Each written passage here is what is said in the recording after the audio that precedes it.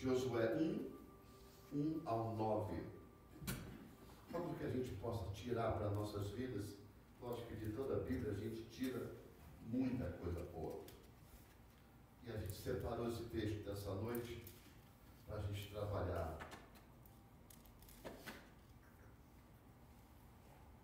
na nossa fé.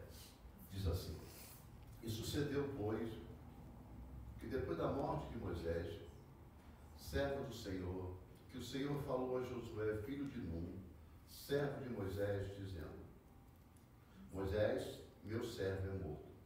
Levanta-te, pois, agora, passa a esse Jordão, tu e todo este povo, a terra que eu dou aos filhos de Israel. Todo lugar que pisar a planta do vosso pé, vou tenho dado, como eu disse a Moisés. Desde o deserto do Líbano até o grande rio, o rio Eufrate. Toda a terra dos heteus e até o grande mar será o poente do sol, será o vosso termo. Ninguém te poderá resistir. Todos os dias da tua vida, como eu fui com Moisés, assim serei contigo. Não te deixarei, nem te desampararei. Esforça-te, tenha bom ânimo, porque tu fará a este povo herdar a terra que jurei aos seus pais lhes daria.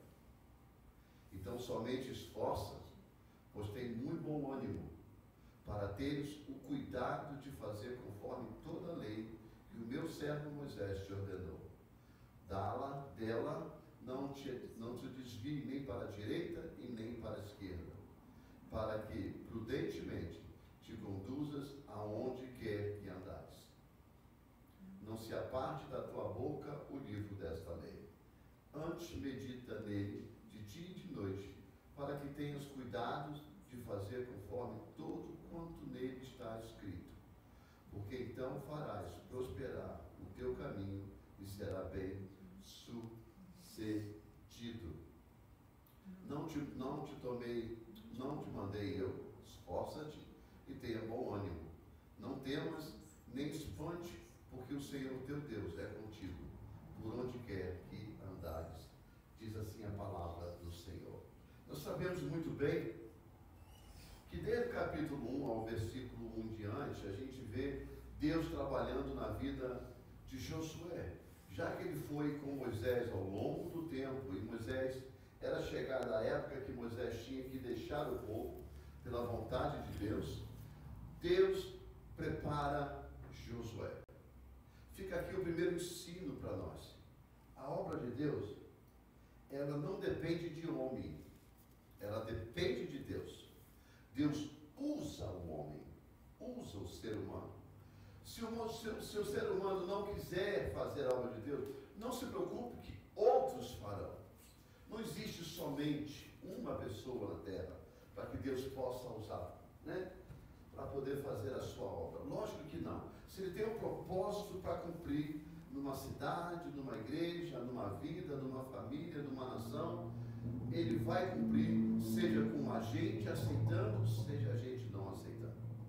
Porque assim como Deus levantou Moisés, levantou Abraão, levantou Moisés, levantou outros homens que também se colocaram no lugar para fazer a obra de Deus. Portanto, se Josué dissesse que não, Deus levantaria automaticamente uma outra pessoa para cumprir. Lógico que Josué veio no caminho de Moisés, aprendendo com Moisés, aprendendo de como liderar o povo. Moisés deixou tudo preparado. É como a gente prepara uma pessoa para o pastorado da igreja para nos assumir. Porque nós não sabemos o dia que a gente vai parar. Podemos parar pelo tempo de vida, podemos parar pela vontade de Deus com um tempo a menos de vida. A gente não sabe. O que a gente não pode fazer é manter um ministério parado, centralizado somente na gente. Lógico que se tiver pessoas na igreja que queiram fazer, Deus vai trabalhar e a gente vai dar direcionamento a ela. Se não tiver, Deus vai trazer alguém. O grande problema é que quando Deus separa uma pessoa, e essa pessoa assume o lugar aonde Deus o separou para estar, sempre levanta alguém para dizer, aí já está aquele que sempre quis, né? Aquele que sempre inspirou por isso, aquele que sempre puxou o saco para isso e aquilo. Bom, isso aconteceu também com Josué, não tem dúvida que não tenha acontecido. Aconteceu. Mas o primeiro ensino que eu quero parar, porque a gente se distancia muito, é o seguinte: fazendo você ou não, a obra de Deus vai acontecer. Comigo ou com você, ou sem você, sem eu, a obra de Deus vai continuar sendo feita. Porque Ele não depende de nós. Nós é que dependemos dEle. A segunda parte que a gente pode tirar para o ensino para a nossa vida, é que Josué, ele colocou a fé naquilo primeiro, que Deus, aliás, que Moisés o ensinou. Porque até então Josué estava caminhando com Moisés. Ele viu as coisas acontecendo, ele viu Moisés fazendo os seus milagres, ele viu Moisés fazendo os seus prodígios, mas ele estava baseado naquilo que ele via de Moisés. Ele ainda não tinha uma experiência com Deus, até chegar num certo dia que o próprio Moisés o estimula a buscar a Deus, para que ele pudesse ter uma experiência pessoal com Deus. Até o estimula, porque ele estava preparando ele para o futuro. Só que as coisas não aconteciam, por quê? Porque Josué sempre olhava para Moisés e sempre esperava Moisés tomar uma atitude. Lógico, por quê? Porque é uma questão até de segmento. Mas mediante a morte de Moisés, o Senhor vem logo a Josué e diz assim: olha, Josué, Moisés, o meu servo, está morto. Levanta agora. Levanta, passa esse Jordão. Porque assim como eu fui com Moisés, eu serei contigo. Aí começa uma intimidade mais profunda com Josué. Aí Josué sai de uma escala diferente. Aquela fé que ele tinha em Deus, mas através de Moisés, ele agora tem uma fé em Deus, diretamente em Deus, porque só ele, Deus, ele não pode ter fé nele mesmo, ele pode ter confiança nele, mas a fé dele estava em Deus, agora diretamente em Deus, porque ele não tinha em quem se espelhar ou esperar. Agora era ele totalmente com Deus. No versículo, põe lá o versículo, esse é o versículo 1, não é isso? Esse é o 2, né? Então, quando Deus vira para ele e diz: olha, o meu servo Moisés é morto, levanta depois agora, passa esse Jordão, tu e este povo, a terra, e que eu te dou aos filhos de Israel. Eu posso imaginar a cabeça de Josué. A cabeça de Josué, porque a minha cabeça, quando eu fui separado para ser pastor de uma igreja, só eu sei que eu passei aquelas noites, pensando o que eu ia fazer, como eu ia fazer, e como seria. E como seria, porque eu tive experiência dos meus pastores. Mas agora, o que acontecia naquele tempo, meus pastores tomavam a frente. Agora, eu serei aquele que teria que tomar a frente. Nas críticas, nos elogios, na decisão para tomar dentro da igreja, é diferente. É bem diferente. É a mesma coisa quando uma mulher fica grávida e o filho nasce. Ela fala: e agora? E agora? Agora, eu sou a mãe, agora eu tenho que tomar atitude, agora eu tenho que fazer, porque eu sou a mãe. Ele vai passar mais tempo comigo, ela vai passar mais tempo comigo. A atitude muda, mas a cabeça pira. Agora, o que a gente tem que ter? Fé em Deus. A gente tem que ter fé em Deus, que Deus vai nos orientar. Deus manda pessoas à nossa volta, pessoas para nos auxiliar, pessoas para nos direcionar. A mesma coisa foi com Josué. A mesma coisa. Para que a fé dele não ficasse em conflito, porque tem hora que Deus não responde a gente. Tem hora que existe o silêncio de Deus. Mas não porque Deus está no silêncio para ver o que a gente vai fazer. Deus está no silêncio porque Ele já colocou na nossa mente, na nossa alma, no nosso coração, o que nós devemos fazer. Agora, Ele precisa esperar na nossa atitude em fé nele. Andar em fé nele, em Deus. Por quê? Porque aí é mediante que a gente dá o primeiro passo, senão a gente fica retido. A gente fica retido.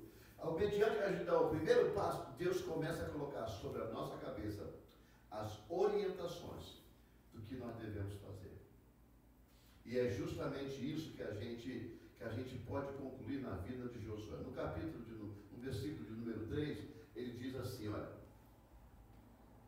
lugar que pisar na planta do vosso pé, vou tenho dado, como eu disse a Moisés. Olha aqui, Deus aguçou a fé de Josué. De que forma? Da mesma forma que ele tinha dito a Moisés. Moisés disse para Josué, não sei, a Bíblia não conta. Mas agora o próprio Deus está dizendo, olha, do jeito que eu disse para ele não vai alcançar muitas coisas, porque o tempo dele vai findar. Mas agora o tempo dele findou, mas agora é você. Você é que vai fazer. É você que vai comandar esse povo para entrar na terra onde Deus. Só Josué e Caleb entrou na terra. Toda aquela geração morreu. Toda ela morreu. Qual foi a geração que entrou? Os filhos, os netos. Deus esperou morrer a última pessoa daquela geração para eles entrar na terra prometida. Aquela geração toda que saiu do Egito morreu, todos. Só ficou Josué e Caleb. Eles entraram na terra. E a geração nova, porque uma nova geração foi formada. Por quê? Promessa de Deus. Agora, por que aconteceu essa morte tudo? Aí você lê depois com calma a desobediência, o pecado, a luta, desviava, enfim, uma série de coisas que a gente não vai entrar no ponto nessa noite. Mas a gente vai entrar nesse ponto de confiar, porque ele disse assim, aquilo que eu prometi a Moisés, eu vou te dar. Mas aquilo que a gente não vê, a gente só pode acreditar pela fé. É igual o céu, irmão. O céu a gente não vê. Mas a gente pela fé sabe que existe. A salvação a gente não vê. A gente ouviu falar. Mas a gente tem fé na salvação. E é pela fé que a gente vai chegar na salvação. Não tenha dúvida. Não tenha dúvida. Porque você não estava lá quando Jesus morreu. Eu também não estava. Eu só li a história. Só fiquei sabendo da história. A gente, por mais que tenha visto filmes e filmes e filmes, mas nem o autor do filme estava lá na época. Aquela geração não chegou até hoje. Mas a palavra de Deus veio vindo, veio marchando, veio calmo, veio colocando postos, e pessoas, levantando pessoas, pregando para chegar até hoje. Entre você chegar até você e chegar até mim. Para quê? Para que a gente possa ter fé. Fé naquilo que você não viu. E nem naquilo que você vê. Mas ter a certeza que existe. Por isso que a fé é o firme fundamento, né, das coisas que não se vê. Mas naquilo que se crê. Então a gente crê pela fé. E é isso que ele fez. Porque Josué até então não tinha noção do que eram esses lugares, que é onde Deus tinha prometido a ele. Lá na frente a gente vai ver a geografia que Deus deu para Moisés, para Josué. Por causa de quê? Tudo por causa da fé. Agora, para que a fé de Josué ela trelasse com um sucesso naquilo que Deus prometeu, ele tinha que ter o quê? Ânimo. Muito bom ânimo. Muito bom ânimo. Ele diz, levante agora. Sabe, comanda esse povo. Agora é pelo que eu te falei. Não pelo que você viu. Agora, tudo aquilo que você passou com Moisés, passou. Agora é uma história nova. Agora eu vou te guiar. Aí quando vai no versículo de número 4 em diante, ele diz assim, olha a geografia. Desde o deserto do Líbano até o grande rio, o rio Eufrate, toda a terra dos Heteus, até o grande mar, para o poente do sol, será vosso termo. Ou seja, será o seu limite. Isso tudo é baseado na mente de Josué, na palavra de Deus, na mente de Josué e na fé. É por isso que eu digo uma coisa para você. Aqueles que Deus levanta e eles confiam na palavra de Deus, têm fé na palavra de Deus e partem para fazer, porque muitas das vezes a gente parte para fazer aquilo que Deus nos levantou sem saber. Deus nos chama. Agora, o que fazer, nós não sabemos. Aí que vem aquele jargão que a gente fala. Deus nos chama os capacitados, mas capacita o chamado. Deus nos capacita no caminho. Nós temos que começar a fazer, porque a única forma da gente receber maturidade naquilo que a gente faz é fazendo. Se a gente não fizer, você não fica maduro, você sempre fica de verde, fica sempre inseguro. Qual é a forma da gente receber segurança? É fazendo. Ah, mas eu posso errar. Que erre. E depois acerta. O erro não é o fatal. O erro não é o fatal. O erro é chamou a atenção de algo que você fez errado, mas que você aprendeu que errou. Agora você tem a chance muito maior de fazer certo. Porque se você fizesse certo desde o início, você não tinha chance de errar. Mas lá na frente você erraria em alguma coisa e em outra. Na vida é assim. Se a gente acertar em tudo, a gente é maravilhoso. Mas vai chegar um dia que a gente vai errar também. E quando errar, dependendo do seu posicionamento, ou do meu posicionamento, a gente pode se decepcionar e desistir do alvo. Josué teve momentos difíceis, muito difíceis. Se a gente olhar na caminhada, você vai encontrar. Mas de tudo que Josué guardou, ele guardou a fé em Deus. Ele confiava em Moisés, se chocou, ficou abalado pela morte, porque ele se questionou: e agora? O que eu vou fazer? Era muita gente. Tem hora que a responsabilidade ela nos abala, ela nos deixa trêmulo, porque a gente está sozinho. Mas se a gente manter a nossa fé em Deus, Ele é fiel para conosco. Vamos lá. No versículo de número 5, diz assim: ninguém poderá te resistir todos os dias da tua vida, como fui com Moisés, assim serei contigo. Não te deixarei, nem te desampararei. Isso é uma profecia. Isso é algo do futuro. Por que ele diz assim, olha, não te deixarei, nem te desampararei. O que ele está dizendo? Vai ter momento de dúvida, vai ter momento de guerra, vai ter momento que você vai parar e vai dizer, e agora? Ele tenha calma, porque eu não vou te deixar e nem vou te desamparar. Porque Deus nos apoiar quando tudo está bem, às vezes a gente não dá nem crédito. Deus, mas a gente não dá nem crédito. A gente só dá crédito quando a gente está numa situação ruim e a gente sente a mão de Deus nos guardando e nos amparando. Então é por isso que ele diz, olha, você vai conseguir, mas até lutar lá na frente, mas não se preocupa, eu não te deixarei e nem te desampararei. Ele continua dizendo assim, eu ler lá porque aqui fica muito em cima, esforça-te, e é isso que nós falamos, esforça-te, tenha bom ânimo, porque tu farás a este povo herdar a terra que jurei aos seus pais que lhe daria. Nós temos que, a gente tem uma participação nas coisas.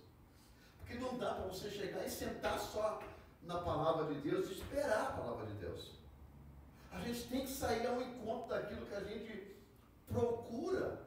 A gente tem que sair de encontro àquilo que Deus falou para nós. Se Deus falou, vai que você vai conseguir, você tem que ter fé na palavra de Deus, mas tem que sair do lugar.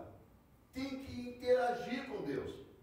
Não dá para ficar em casa esperando e ser vitorioso. Ninguém é vitorioso em casa. A não ser que você está inválido e depende de Deus, de uma misericórdia de Deus, claro. Mas não é o caso que nós estamos falando nessa noite. É o caso da gente tomar a frente. Ele diz, olha, esforça-te, tenha bom ânimo. Tem que existir um esforço nosso. Principalmente para aquilo que Deus nos chamou para fazer. Sabe? Tem que ter um esforço nosso. Vamos em frente. Ele diz, não tão somente esforça-te, mas tenha bom ânimo, para teres o cuidado de fazer conforme toda a lei que meu servo Moisés te ordenou. Dela não te desvie, nem para a direita e nem para a esquerda, para que prudentemente te conduzas por onde quer que ande. O que ele está falando para Moisés é o seguinte, olha, tenha bom ânimo, esforça-te. Aquilo que você aprendeu da palavra, a minha palavra, você cumpre o tempo todo. Não se distancie, não fuja da realidade dela. Por quê? Porque ela vai se cumprir. Ela é a fonte. Aqui a gente tem um segundo ensinamento para essa noite. É a gente manter aqui, a nossa mente retida na palavra de Deus. A fé vem pelo ouvir e ouvir da palavra de Deus. É aqui que a gente tem que manter a nossa cabeça, a palavra de Deus, na mente. No coração não tem a dúvida que é na alma, mas a mente ela tem que exercitar, ela tem que funcionar de tal maneira que ela possa colocar em prática, sabe? E ele diz, olha, não se desvie nem para a direita e nem para a esquerda, nem para a esquerda, nem para a direita. Segue a linha reta, mantenha aquilo que Deus colocou, que eu coloquei na vida do meu filho Moisés para te ensinar. Moisés cumpriu a lei, cumpriu a lei. Moisés estendeu a lei, estendeu a lei. Josué fez do mesmo jeito. A gente às vezes acha que a gente pode dar um jeitinho nas coisas para poder facilitar para a gente mesmo. E além do Senhor nos diz que nós não devemos fazer tal coisa ou outra coisa aqui. A gente às vezes tem que, sabe, deixar de fazer as coisas que às vezes nos ajuda a vencer alguma coisa, nos ajuda a alcançar alguma coisa para favorecer a gente mesmo, mas andar permanentemente na lei do Senhor, confiando na lei do Senhor. Vamos lá para o próximo versículo. Ele diz assim: não se aparta da tua boca o livro desta lei, antes medita nela de dia e de noite, para que tenhas cuidado de fazer conforme tudo quanto nele está escrito, porque então farás prosperar o teu caminho e serás bem sucedido. Prosperidade. Prosperidade. Tem gente que acha que é melhor jogar na loto para ficar rico. Prosperidade, irmão, não é ter uma coisa só. Isso é riqueza. Isso é riqueza. Ter muito dinheiro é riqueza. Mas prosperidade é ter tudo ao mesmo tempo. Quando Deus fala de prosperidade, quando Deus fala de prosperar, todas as coisas, elas vão favorecer a Ele. Se Ele plantar, vai colher. Se Ele comprar animal, criar animal, o animal vai crescer, a família vai ser bem sucedida. Às vezes as pessoas têm riqueza. Quanto mais dinheiro tem, mais dinheiro quer. A família é quebrada, a saúde é quebrada, o coração não é alegre, não tem satisfação, busca a alegria numa droga, busca uma alegria numa bebida, numa noitada, de homem em homem, de mulher em mulher, de joia em joia, e a vida vai sendo enrolada até chegar um tempo que a velhice chega, derruba o templo todinho, porque todos nós ficamos velhos, chega à conclusão: tive dinheiro, tive tudo que eu quis, mas nunca fui feliz. Por quê? Porque não vive uma prosperidade. A prosperidade de Deus é tudo.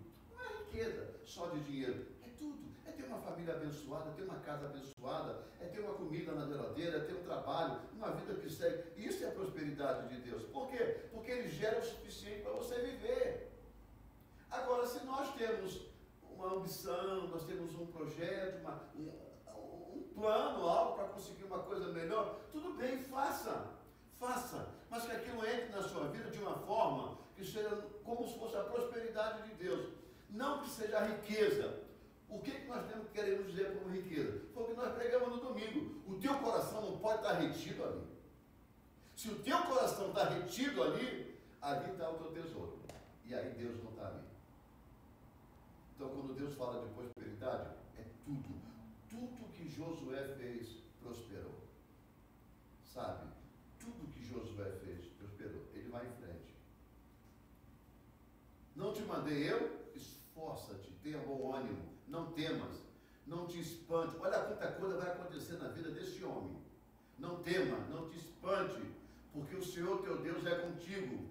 Porque aonde quer que andares, pode mudar. Esse é o último? Esse é o 9? Então tá, eu dei uma ênfase diferente. Não te mandei eu? Esforça-te, tenha bom ânimo, não temas, nem te espante, porque o Senhor teu Deus é contigo, por onde quer que andares. Então você já vê que vai existir situações, né? Se você olhar e interpretar o texto, você vai entender que ele, olha, vai passar por lutas, mas não te espante. Não é o tamanho da nação que vem contra você, não é o tamanho do problema que vem contra você. Deus é contigo. Não é o tamanho da tristeza que pode vir contra você, não é o tamanho da falsidade que possa vir contra você. É coisa de hoje em dia. Naquele tempo tinha isso, mas naquele tempo era guerra, era luta, era morte, era reino contra reino. Hoje a nossa luta é diferente, mas existe luta para a gente. Ele não te espante. Mesmo que tenha dificuldade, eu estou contigo. Eu vou gerar para você. Sabe, porque eu vou estar contigo por onde quer que você ande. Eu vou andar com você. Eu vou estar com você. Eu vou prover para a sua vida aquilo que você precisa. Tudo isso é Deus dando para a gente uma palavra para estimular a nossa fé. Josué não era especial do que você nem eu. E nem nós somos especial mais do que Josué. Somos os mesmos. Só o que agora Santo de Deus, o que Josué não tinha. Josué tinha a manifestação do Espírito sobre ele. E ele tinha revelações de que Deus falava com ele.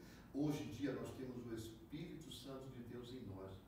Se nós temos o Espírito Santo de Deus em nós, nós temos o próprio Deus em nós. Amém. Então, toda essa palavra a gente aplica. Por quê? Porque Deus é conosco. Amém. E é por isso que Jesus diz assim no Novo Testamento: eis que estou convosco todos os dias, até a consumação do século. Não vou te desamparar. Aonde você estiver, estarei contigo. Aonde você passar, passarei contigo. Não vou te desamparar. Eu vou ao Pai, mas não vos deixarei órfão. Vou ao Pai, orarei ao Pai, pedirei ao Pai para que vos envie o meu Espírito Consolador. Para onde quer que tu estiver, estarei convosco. Aonde quer que eu estiver, tu estarás comigo. Então é isso que a gente tem que basear nessas palavras e conferir e confirmar isso e manter a nossa fé na palavra de Deus. Irmãos, a palavra de Deus é muito importante. A gente vê pessoas na casa do Senhor que elas são abençoadas.